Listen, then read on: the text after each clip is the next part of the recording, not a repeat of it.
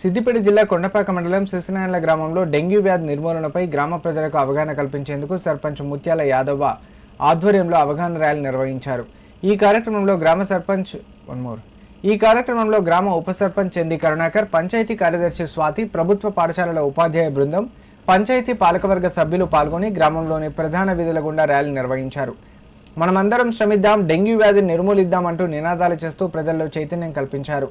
ఈ సందర్భంగా వారు మాట్లాడుతూ గ్రామ ప్రజలు పరిసరాల పరిశుభ్రతకు అత్యంత ప్రాధాన్యత ఇవ్వాలని సూచించారు. నాకెందుకులే అనే నిర్లక్ష్య ధోరణి ప్రమాదకరమని, దోమకాటు వల్ల ఎవరికైనా డెంగ్యూ సోకే అవకాశం ఉందన్నారు.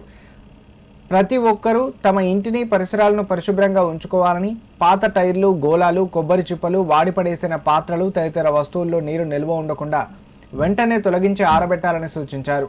ఈ అవగాహన ర్యాలీలో ప్రభుత్వ పాఠశాల విద్యార్థులు, వెలుగు సమైక్య సిబ్బంది, గ్రామ ప్రజలు పాల్గొన్నారు. వర్షాలు స్టార్ట్ అయినాయి కాబట్టి డెంగ్యూ, మలేరియా వ్యాధులు వస్తున్నాయి కాబట్టి దోమల గురించి ఈరోజు పిల్లలని కార్యక్రమాన్ని చేయడం జరిగింది. ఒకరికి దీని మీద చర్య తీసుకొని అవగాహన ఉండాలని చేస్తున్నాం.